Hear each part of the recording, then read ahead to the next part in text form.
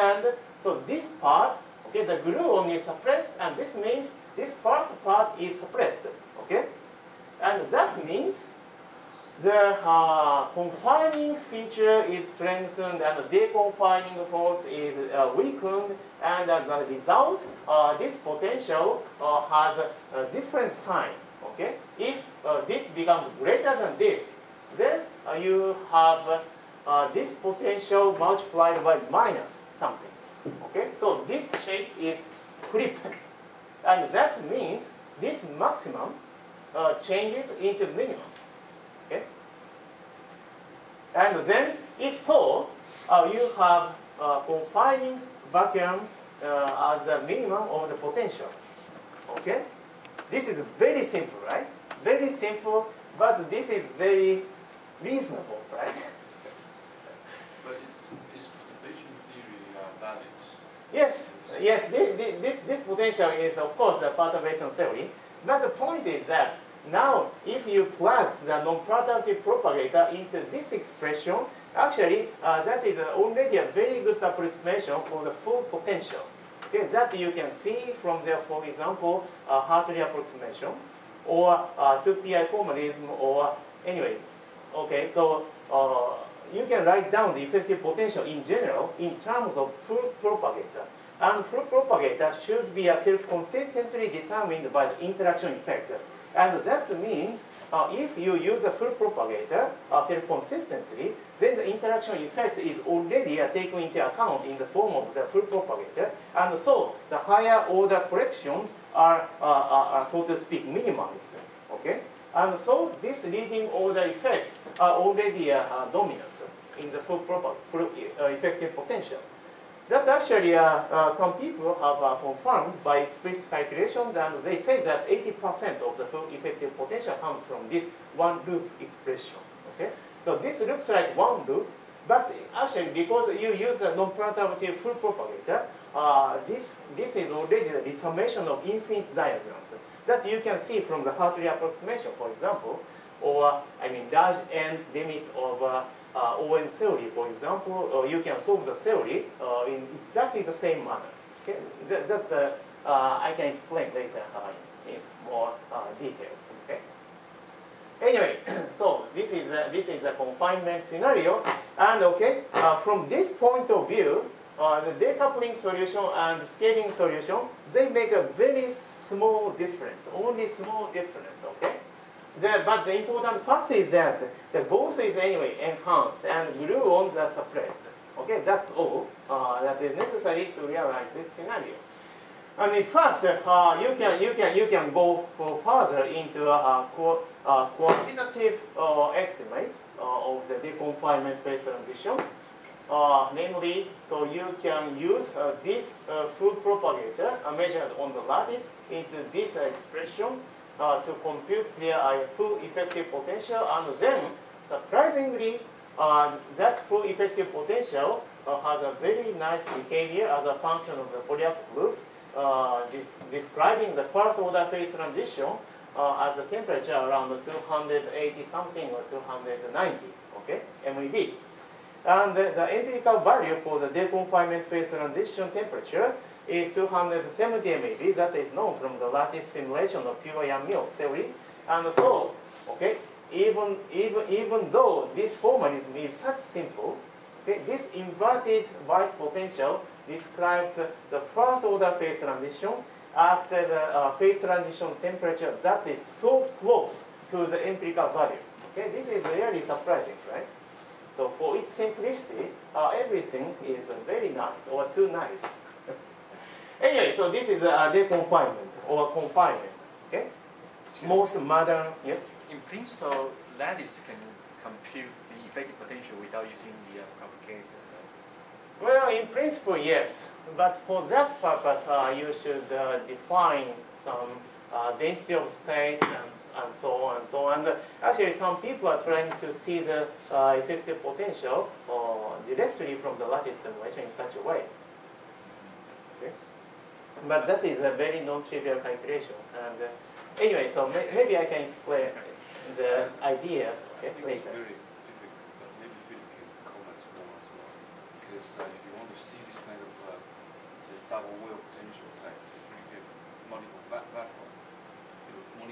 simulation may always be trapped at one, and you want to go to the other one. No. That's fine. Okay. Do you think it's not difficult? That is it. Okay. That is already seen. Okay. Actually, some people of University of Tokyo, they did the simulation and for Peoria mills, and they computed the density of states for placket, not the Fourier proof, but placket variable. And then they converted, the Shinji Eiji and his companies.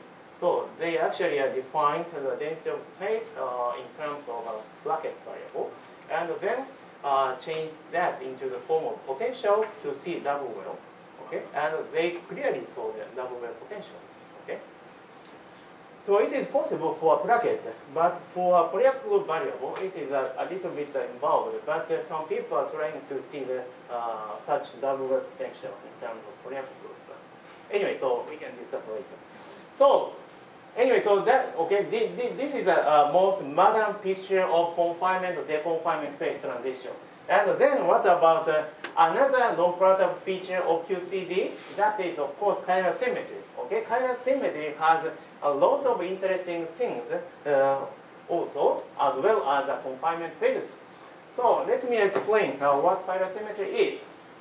And chiral symmetry is, of course, rotation symmetry in flavor space. And if you have any flavor, then the massless theory has left-handed particle and right-handed particle, and they are completely decoupled. Okay, so they do not talk to each other, and so you have UNFL and UNFR. So so you can rotate left-handed particle and right-handed particle separately.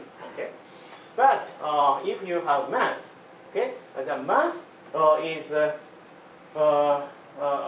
mass.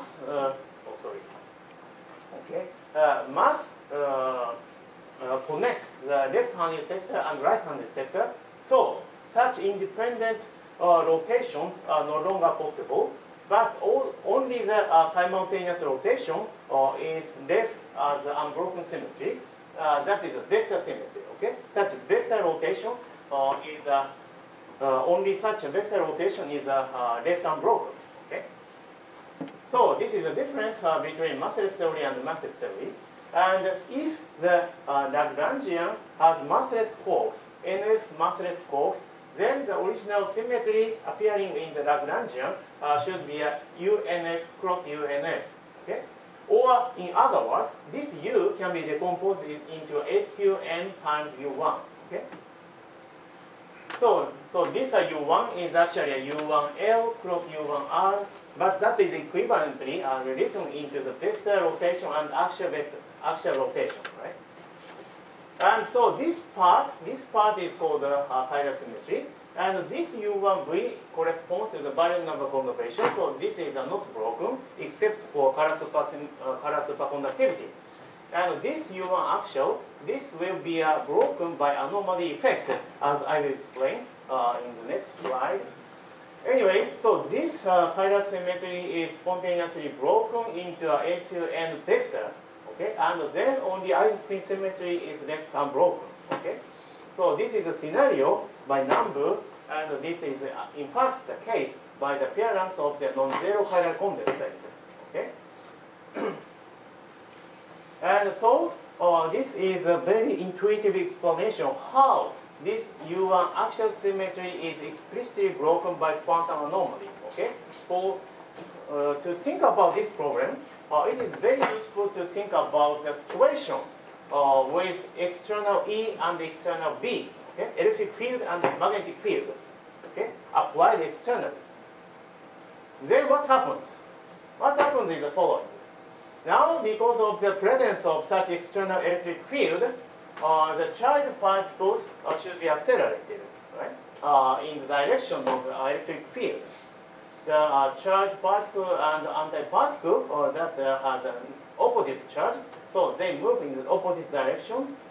And at the same time, because B is applied, the spin direction is also aligned by the spin magnetic field interaction, right? And then, because of this background, okay, so this is this corresponds to some background in the energy. Okay, this changes energy onset because the presence of the electric field means you have static potential, right? So the energy dispersion relation is pushed up or pushed down by static potential, and that means if you define the film surface, such film surface should be shifted up or shifted down by the presence of static potential. That is given by this, okay? And so the number of particles, you can count the number of particles by the volume of the film surface, right? And now, because the film surface is shifted, the Dirac sea is shifted, and so you can effectively have some film sea by the change forced by the electric field, and then you can read the number of particles contained in such a film sea. Okay, and so such the particle number is of course given by the phase space volume.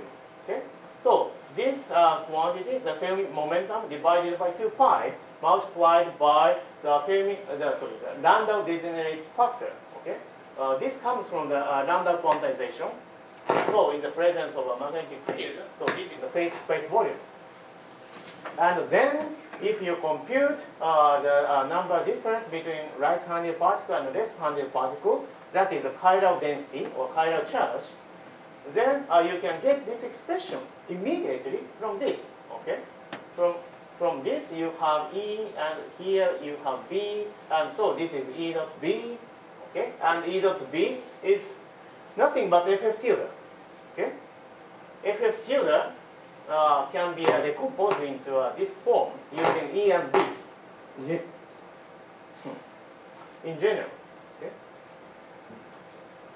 And so, so this expression can be changed into the conventional form, namely the divergence of J5. The actual current is not zero, but it is given by FF tilde. Okay. So in this way, if the J5 or the U1 axial symmetry, this symmetry is a symmetry, okay, unbroken symmetry. This current must be a conserved current, but this is no longer a conserved current, and this conservation law is broken by FF tilde. Okay, this is topological effect. So by the topological effect, this U1 axial symmetry is explicitly broken, and the associated current is no longer a conserved current. Okay. So this is a very intuitive explanation for the quantum anomaly, and this is actually very useful later to understand the physics of chiral magnetic effect. Okay. Anyway, so let's go back to the discussion of chiral symmetry. Okay. So to investigate the chiral symmetry or chiral phase transition, the idea of universality is very, very convenient. Okay, very, very powerful. This is a very powerful argument. The argument is the following. Okay, so let's define some order parameter for the chiral symmetry breaking. That is actually given by this quantity, psi bar psi. Why? Because this psi bar psi is a conjugate variable to the fermion mass. And as I said, the chiral symmetry is broken by the spontaneous appearance of the mass of particle, and so this conjugate variable to quark mass is the order parameter. Okay, and then you can write down some effective theory in terms of this order parameter. Okay, so you have many interactions. Okay, so this expansion can continue forever. But the point is the following. Okay, if you start from some point in this multi-dimensional space bound by these coefficients, okay, then you should integrate all quantum fluctuations or thermal fluctuations, and then naturally these coefficients should change. Okay, that is exactly the same as what happens in the lattice simulation, or so yesterday Philip gave a very nice explanation about the bare mass and the final mass. They have nothing to do with each other, but you have to consider the renormalization or some quantum corrections, right? So actually, even if you start from this point, for example, at the tree level, after taking account of quantum fluctuations, they may go to a completely different, completely separated the point. Okay, and this flow describes such so direction of the quantum fluctuation. Okay.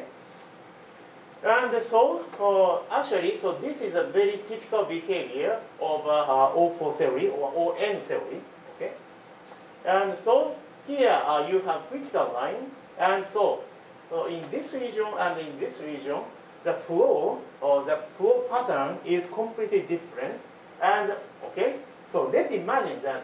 So these are C2, C3, C4, whatever, they are dependent on the temperature or chemical potential or some external parameters, okay? And then at some temperature, these coefficients are located at this point, for example, okay?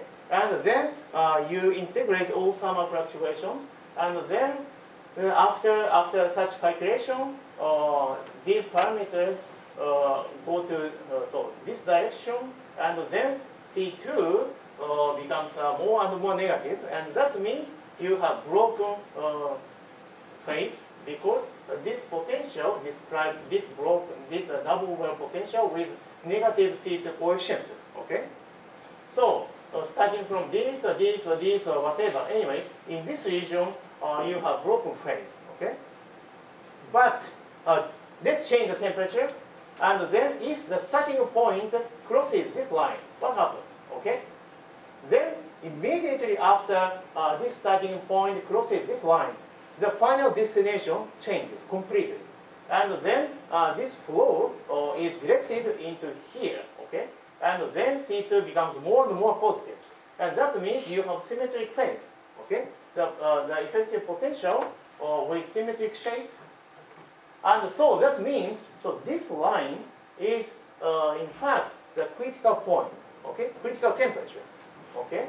So when the initial point crosses this line, the phase transition happens, okay.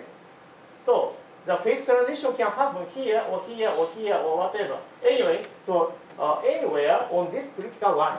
But the important point is that if you start the quantum fluctuation calculation on this line, okay, whatever. Anyway, the final destination is universal. It's completely the same. I mean, okay. So here you have this, and here you have this, but exactly on this critical line, the final destination is here. That is a fixed point. Okay. Yes, this all applies for a second order transition. Oh yes, this is the first order. It would not apply. Right, right. So yes, yes, it is a very good point. Yes, this is a second order phase transition. Okay. And if the phase transition is of second order, then in this way, the second order critical phenomena is completely fixed by the property of this fixed point only. Okay, so the whole parameter space is not necessary to understand the phase transition, but only this point is important. Okay. So this is the idea of universality, okay? So this line or this flow pattern, they all depend on the small details of the interaction or theory or whatever, but this fixed point depends on the global symmetry and dimensionality only, okay? So you don't have to know anything about the details of the interaction or theory, but okay, this fixed point structure fixes all critical phenomena. Okay? Well, so this universality, how important does it depend on the representation of the sign transform? Representation of what? Well, of the sign, basically all those quark fields. This fundamental quark. How about, let's say, you have an adjoint instead, and so I believe supersymmetry play a little role. Well, basically, what I'm trying to get at is how accurate, in your opinion, that using ADS-CFT, which would be based on the theory with an adjoint quark and supersymmetry to mimic the... What I need is underlying symmetry. That is this one, okay, and the correct dimensionality. Well, that global okay. symmetry can be engineered. So, the order parameter is the explicit form of the order parameter is completely irrelevant. Okay? Okay. But the important point is that this argument can be applied only when the phase transition is of second order. And in the ADS-CFT, usually what you have is first order phase transition because of the infinite number of colors. Okay. Okay. So despite the fact that there are, ways to introduce fundamental quarks and etc. into ADS-CFT, well enough that your criticism would be that there's no second order phase transition, therefore we can't quite say this is the same universality class. Right. And also, actually, there are several investigations on the critical phenomena using ADS-CFT, but usually the critical exponents are given by classical values. Because to have the correct value of, this type of the critical exponents, the soft fluctuations or fluctuations of non-Boston bosons are very important. Okay, but in the radiancy limit, such soft fluctuations are all suppressed. Okay, so it's essentially the classical. So yes, and also yes. So using this universality argument, so you can make a guess about the critical exponent for the chiral phase transition. So in the case of a two flavor with U1 axial anomaly, that means U1 axial symmetry is broken by anomaly. Then the chiral symmetry is on the SU2 cross SU2, and this for this theory, the second order phase transition is expected, and the critical exponent must be the same as some O4 or O4 theory, okay, O4 vector model, or anyway, so simpler model with the same global symmetry. And the interesting thing is that if you have U1 axial symmetry, okay, by some reason, if you can drop anomaly effect, then you have U1 axial, and U1 is the same as O2, and so now in this case you have O4 cross O2 instead of O4, and then interestingly you can show that there is no fixed point appearing in the flow. Okay, there is no stable fixed point. Okay, and that implies there is no second order phase transition. Okay? And in this way, Pisowski and Wilczek concluded that in this case, the phase transition must be first order phase transition, because you cannot find any fixed point corresponding to second order phase transition, and so the only possible conclusion is first order.